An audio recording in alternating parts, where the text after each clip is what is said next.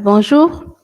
Permettez-nous de vous présenter aujourd'hui comment écrire un article scientifique rapidement et facilement. Qui parmi vous n'aime pas voir son article scientifique publié dans les journaux de renommée internationale? Certainement, nous désirons tous voir nos noms parmi les auteurs dans les excellents articles. C'est vrai que la rédaction d'un premier article paraît un peu complexe et difficile, mais la réalité, c'est pas ça. En fait, nous allons partager avec vous dans cette présentation les étapes, les consignes qui vont faciliter la tâche de rédaction d'un article scientifique.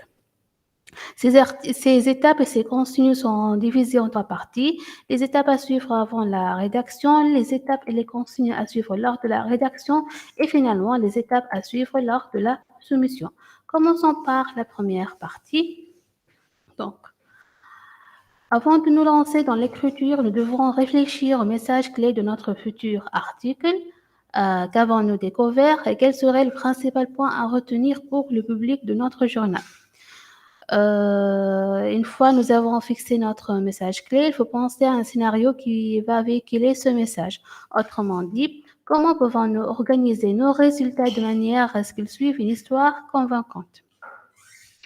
Avant tout, à ce stade, il faut savoir qu'on peut choisir un titre préliminaire. La deuxième partie, c'est comprendre notre public, c'est-à-dire penser aux scientifiques qui pourraient lire notre article, quels sont leurs antécédents scientifiques et leurs sujets de recherche et quelle est leur raison de lire notre article.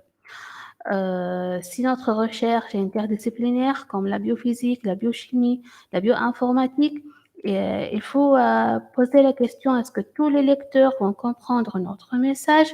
Et il faut réfléchir comment ajuster le scénario pour qu'il sera compris par ces scientifiques de différents domaines.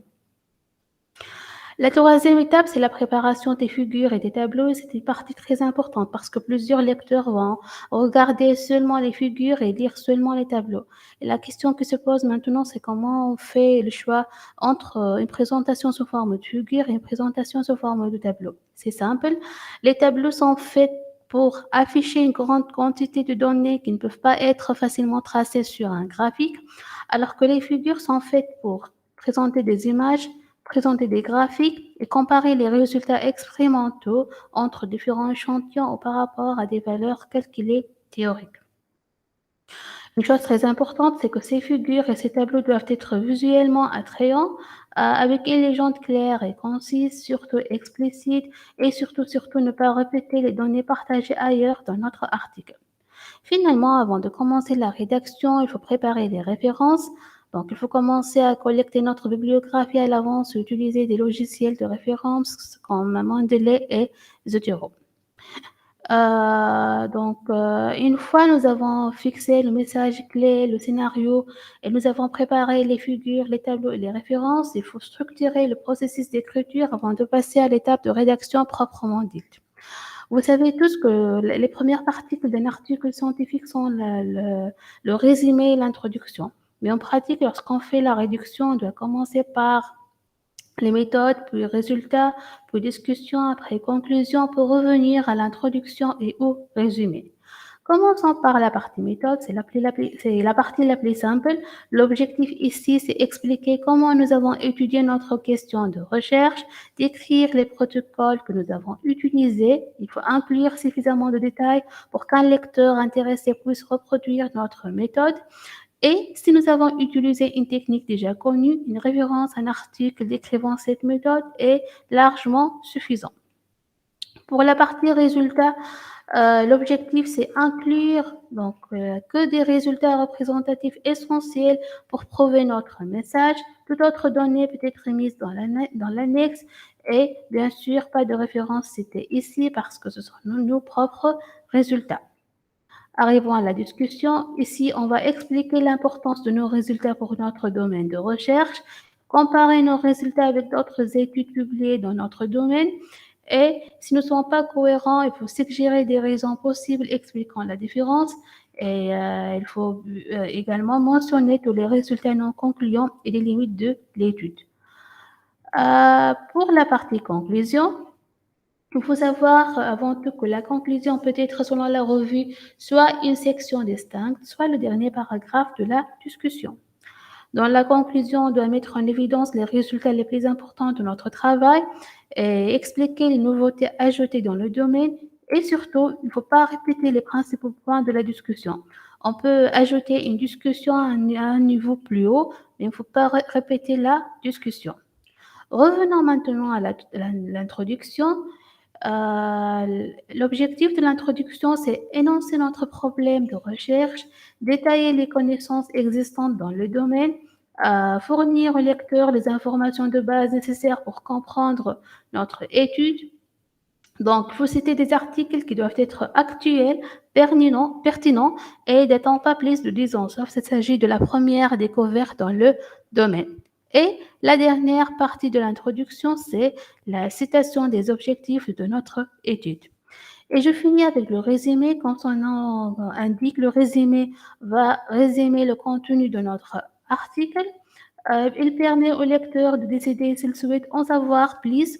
Donc, il doit être précieux pour les encourager à lire l'article en entier. Généralement, les revues n'autorisent pas plus de 250 mots. Et je passe maintenant la parole à Mamie Ameni pour la partie rédaction et la soumission. Donc, j'arrête le partage. Merci, ma collègue Souhir. Arrêtez la... Merci, je vais présenter maintenant.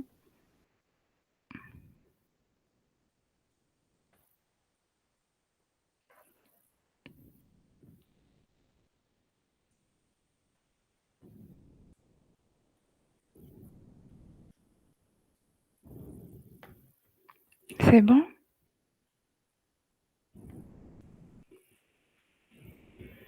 Oui, c'est bon. D'accord. Donc, une fois que vous avez structuré votre procédure d'écriture de votre article, comme ma collègue Souhir a présenté, vous passerez directement à la partie rédaction. Pour accélérer votre processus d'écriture, essayez d'écrire vos idées le plus rapidement possible. C'est-à-dire, ne vous inquiétez pas trop de l'orthographe, du grammaire, du style ou des mots exacts. Cependant, vous devez vous assurer que votre écriture est claire, concise et facile à lire. Donc, voici quelques conseils pour garder votre style d'écriture propre et facile à suivre. Premier conseil, vérifiez que vos phrases suivent un flux cohérent et logique. Pour relier des phrases, vous pouvez utiliser des mots de transition comme therefore, however, or also. Mais attention à ne pas exagérer. Donc, si deux phrases sont liées, vous pouvez également les connecter avec des signes de ponctuation tels que les deux points ou les points-virgules.